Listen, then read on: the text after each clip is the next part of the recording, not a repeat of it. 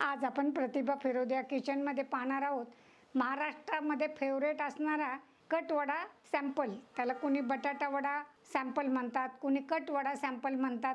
वेगळ्या वेगळ्या नावाने ओळखला जाणारा हा कट वडा सॅम्पल खायला अतिशय सुंदर लागतो. या बटाटा वड्याच्या सोबत हा जो कट आपण खातो ना, तो चवीला अतिशय अप्रतिम होतो.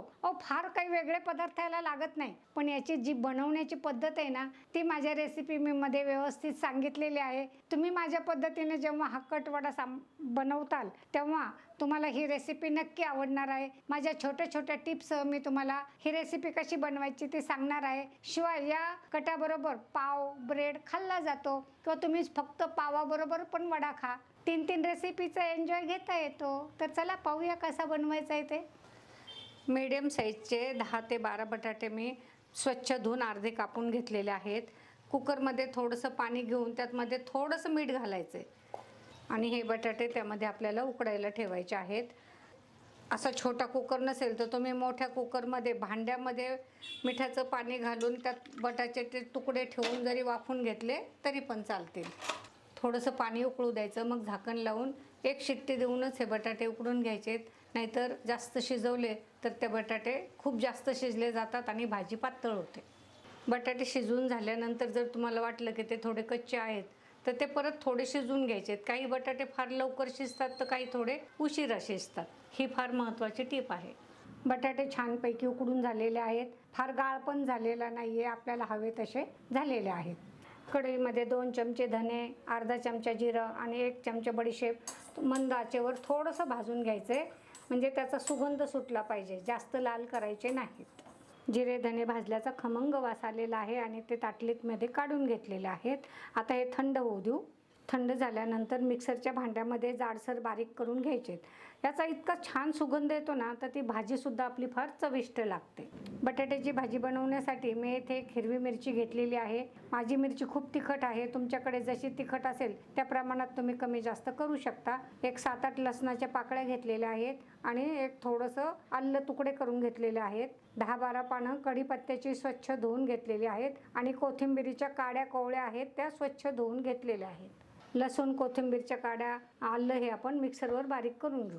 कढीपत्ता आपण वाटणामध्ये घेतलेलाच आहे, पण एक स्वाद यावा म्हणून मी 4-5 पाने सुरीने बारीक चिरून घेतलेले आहेत, म्हणजे ते आपल्याला भाजीत टाकता येतील. हा अर्धा चमचा मी तेल घेतलेला आहे. भाजीसाठी आपल्याला तेल जास्त वापरायची गरज नाही आहे. तेलाला ताव आला आहे. एक अर्धा चमचा मोहरी घेतलेली आहे. मोहरी तडतडली की थोडंसं आपल्याला जिरं टाकायचं आहे. गॅस मी बारीक केलेला आहे. थोडासा हिंग टाकायचा आहे. कढीपत्ता टाकायचा आहे. जे वाटण केले ते पण यामध्ये टाकायचं आहे आणि हे थोडंसं परतून घ्यायचं की लसूण आणि आल्याचा कच्चा वास आपल्याला कमी करायचा आहे. खमंगच फोडणी बसली पाहिजे, म्हणजे ते आपले बटाटे वडे एकदम खायला छान लागतात. फोडणी जळू द्यायची नाही आहे. गॅस मंद करायचा आहे आणि हे थोडंसं परतून घ्यायचं आहे. 2-3 मिनिट छानपैकी परतून झालं आहे. कढईला भरपूर ताव आहे. आता यामध्ये धने, जिरे, बडीशेप क्रश करून घेतली आहे ते थोडी टाकायची आहे. आवडीनुसार कमी जास्त तुम्ही इथे टाकू शकता. थोडंसं टाकलं तरी ते बटाटे वडे खाताना त्याची मध्ये मध्ये टेस्ट छान लागते. लगेच आपल्याला एक पाव ते अर्धा चमचा हळद टाकायची आहे. 1 चमचा धना पावडर टाकायची आहे. चवीनुसार मीठ टाकायचं आहे. आपण बटाटे उकडताना मीठ टाकलेलं आहे म्हणून आता थोडं कमीच टाकायचं, लागलं तर परत टाकता येतं. मिक्सरच्या भांड्यामध्ये अगदी थोडंसं पाणी टाकून या मसाल्यामध्ये घ्यायचं आहे आणि हा थोडासा मसाला आपल्याला परतून घ्यायचा आहे. असं केल्यामुळे आपली भाजी पण छान चवदार होते आणि लसणाचा उग्रवास लागत नाही आणि हा मसाला चवीला तर अतिशय छान लागतो. तेल सुटायला लागलेलं आहे, पाणी त्यातलं संपलेलं आहे. आता यामध्ये आपण हे बटाटे घेणार आहोत. हातानेच आपल्याला असे बटाटे कुस्करून घ्यायचे आहेत. फार बारीक पण करायचे नाही, फार जाड पण ठेवायचं नाही. अगदी मी सांगितल्याप्रमाणे बटाटे छान शिजलेले आहेत. थोडे बटाटे टाकून झाले की भाजी परतून घ्यायची, म्हणजे खालचा मसाला जळत नाही आणि मग राहिलेले बटाटे पण अशाच पद्धतीने कुस्करून घ्यायचे. अशा छोट्या छोट्या टिप्समुळे तुमची भाजी अतिशय छान होती. बटाट्याला सगळीकडे व्यवस्थित मसाला लागला जातो. थोडंसं आपल्याला या भाजीमध्ये लिंबू पिळून घ्यायचं आहे, त्यामुळे भाजीला छानपैकी चव येते. आपल्याला हवी तशी भाजी झाली आहे. फार पातळ पण झाली नाही आणि याचे वडे पण छान घडवले जातात. जाडबुडाची कढई असल्यामुळे हे मी अजून थोडंसं ते पाणी आटल त्यातलं त्यामुळं मी गॅसवरून ही कढई खाली घेतलेली आहे. कोथिंबीर अशी वरून टाकल्यामुळे बटाटा वडा खाताना त्या कोथिंबीरीची चव एकदम छान लागते. भाजीची थोडी टेस्ट घेऊन पाहिजे. इथे तुम्हाला काही कमी जास्त वाटत असेल तर तुम्ही ते टाकू शकता. हे भाजी अतिशय छान चवीला झालेली आहे. थंड होण्यासाठी भाजी एका प्लेटमध्ये काढून घ्यायची, म्हणजे आपल्याला बटाटे वडे चांगले बांधता येतात. कट बनवण्यासाठी येथे मी 5 कांदे सोलून व्यवस्थित स्वच्छ धुवून घेतलेत. आजकाल कांदा बाहेरून काळा निघतो आणि स्वच्छ कोरडे करून घ्यायचे आहेत. 2 टोमॅटो स्वच्छ धुवून घेतलेले आहेत. कोथिंबीर, कढीपत्ता स्वच्छ धुवून घेतलेले आहेत. आलं घेतलेलं आहेत आणि 10-15 लसूणच्या पाकळ्या घेतलेल्या आहेत. कढईत थोडं तेल घेऊन कांदा चिरून आणि त्यामध्ये लसूण टाकून हे आपल्याला थोडं परतून घ्यायचं आहे. असं परतून घेतल्यामुळे कटाला एक छान चव येते. गॅस थोडा मोठा ठेवूनच आपल्याला हा कांदा चांगला परतून घ्यायचा आहे. थोडासा कांदा ट्रान्सपरंट दिसायला लागला आहे, म्हणजे आपला कांदा बऱ्यापैकी परतून झाला आहे. यामध्ये कोथिंबीरीच्या काड्या मी कट करून टाकलेल्या आहेत. टोमॅटोचा हार्ड भाग काढून घ्यायचा आहे. थोडं मीठ टाकायचं आहे, म्हणजे आपले टोमॅटो लवकर शिजले जातात. 4-5 आल्याचे तुकडे यामध्ये घेत आहे. कढीपत्त्याची 10-15 पानं घेतलेली आहेत. हे आता परतून झालेलं आहे. हे आपण थंड करायला ठेवूया. थोडंसं तेल घेऊन मी साधारण पोह्याचे 3 ते 4 चमचे खोबरं किसून घेतलेलं आहे. किसून घेतल्यामुळे आपला मसाला पटकन तयार होतो. लालसर होईपर्यंत खोबरं परतून घ्यायचं आहे. खोबरं परतून झाले, त्यामध्ये थोडीशी एक साधारण अर्धा चमचा मी खसखस घेतलेली आहे. खसखस ऐच्छिक आहे, तुम्हाला हवं तर टाका, पण खसखसीमुळं चव भारी येते आपल्या कटला आणि खसखस आरोग्याला चांगली पण असते. खोबरं खसखस जळू द्यायची नाही आहे. गॅस बंद करून टाकायचा आहे आणि त्यामध्ये आपण जे जिरे, धने आणि बडीशेप बारीक केली होती त्यातलं थोडंसं त्यामध्ये धने, जिरे आणि बडीशेपची भरड थोडीशी घ्यायची आहे. खसखस नंतर टाकल्यामुळे आपली खसखस जळाली नाही. खसखस जळाली तर त्याचा कडसर वास येतो. शिवाय त्यात भरड टाकली ती पण व्यवस्थित परतून निघाली आहे. लगेच हे आपल्याला एका ताटलीत काढून घ्यायचे आणि थंड करायचे. थंड झाल्यावर आपण हे खोबरं खसखस मिक्सरवर बारीक करून घेऊया. खोबरे खसखस बारीक करून झाले, त्यामध्येच मी आपण हे कांदा टोमॅटो परतलेले आपण बारीक करून घ्यायचे आहेत. बॅटर थोडं जास्त असल्यामुळे मी 2दा करून हे फिरवून घेणार आहे. मी जास्त भांडे न भरवता त्याच भांड्याचा व्यवस्थित उपयोग करून घेत आहे. मिक्सरच्या भांड्यामध्ये पण हे आपण पाणी काढून घेतलेलं आहे. कटाला छानपैकी फोडणी देण्यासाठी येथे मी जी पळी चमचा आहे तो साधारण 1 ते 1.25 चमचा तेल मी फोडणीसाठी घेतलेला आहे. तुम्हाला हवं तर तुम्ही कमी जास्त घेऊ शकता. आपल्याला जिऱ्याचा वापर आपण अगोदर केलेला आहे. फोडणीला आपण फक्त हिंग घेणार आहोत. हिंगामुळे फोडणी खमंग बसते आणि आपला कट पण छान होतो. सावकाश आपल्याला हे तेलामध्ये घ्यायचं आहे. अंगावर तेल उडू शकतं. या तेलामध्ये कांदा, टोमॅटो आणि जो मसाला बनवला होता त्याचं बॅटर आपल्याला तेल सुटूपर्यंत परतून घ्यायचं आहे.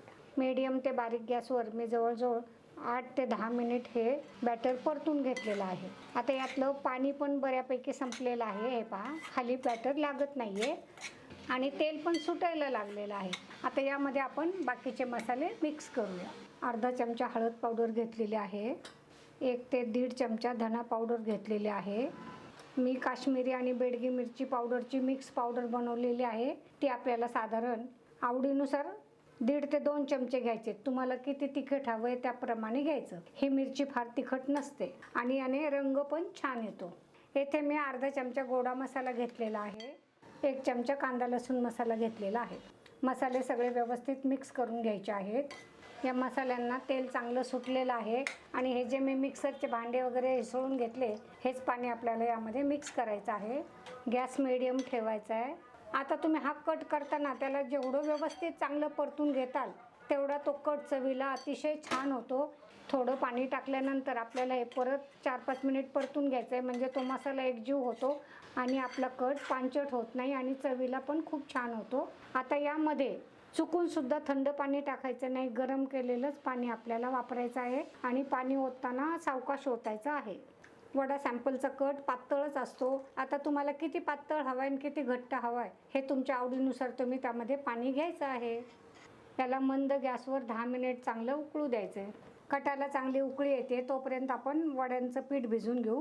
बटाटे वडे बनवण्यासाठी येथे मी 2 वाट्या हिरा बेसन घेतलेलं आहे. ते चाळून घेतले त्यामुळं ते हलकं होतं. या बेसन पिठामध्ये मी साधारण पाऊण चमचा ते 1 चमचा ओवा असा क्रश करून घेते, म्हणजे त्याचा स्वाद पण छान लागतो आणि आपल्या पोटासाठी पण छान. मी हिरा बेसन घेतलेला आहे. तुम्ही फक्त बेसनचे पण वडे करू शकता, पण जर तुम्हाला वड्यांचं कवर थोडं जाड आणि जाळीदार हवं असेल तर ते एक अर्धी वाटी तुम्ही त्यामध्ये तांदळाचं पीठ घेऊ शकता. चवीनुसार आपल्याला साधारण 1 चमचा मीठ घ्यायचं आहे. थोडा हिंग घेतलेला आहे. थोडीच हळद पावडर घ्यायची आहे. थोडं थोडं पाणी टाकून मध्यम पातळ आपल्याला घोळ तयार करून घ्यायचा आहे. बटाट्या वड्याचा घोळ फार पातळ पण नसावा आणि फार घट्ट पण नसावा. वड्याचं बॅटर आपल्याला एवढं पातळ हवं आहे. कमी जास्त वाटलं तर मागणं पाणी किंवा पीठ आपण टाकू शकतो.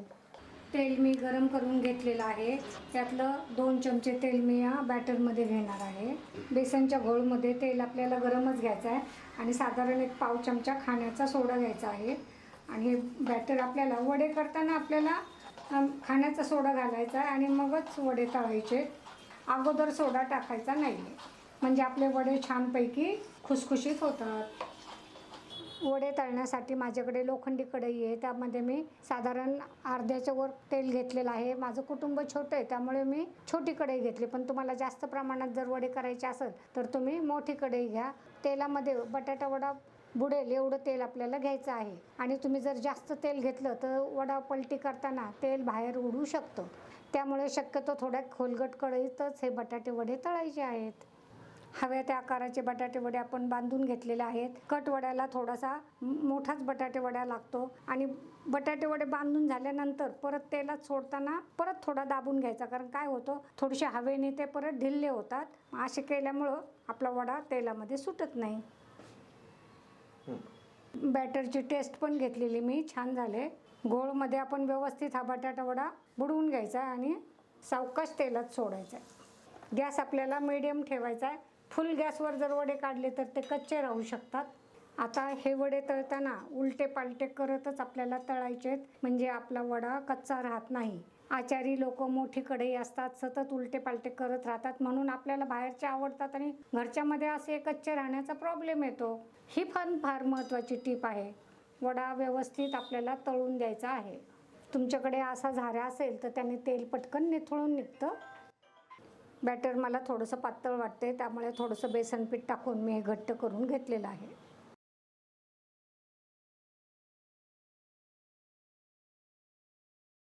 वड्यावर हलक्या हाताने थोडं थोडं तेल उडवत राहायचं, म्हणजे दोन्ही बाजूने आपला वडा चांगला तळला जातो. शिवाय उलटा पालटा तर करायचाच आहे. मीडियम ते बारीक गॅसवर आपल्याला कमी जास्त गॅस करत वडा चांगला तळून घ्यायचा आहे. कच्चा ठेवायचा नाही आणि फार लाल पण करायचा नाही.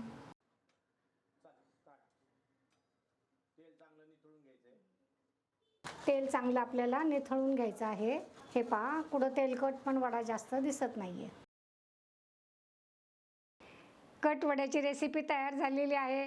कांदा, कोथिंबीर, लिंबू आणि तळलेली हिरवी मिरची आणि पावासोबत हा कटवडा तुम्ही नक्की एन्जॉय करायचा आहे. आपले अभिप्राय द्यायला विसरायचं नाही. तुम्ही कसा कटवडा बनवता ते मला नक्की सांगा. भेटूया परत एका नवीन चमचमीत रेसिपीसह.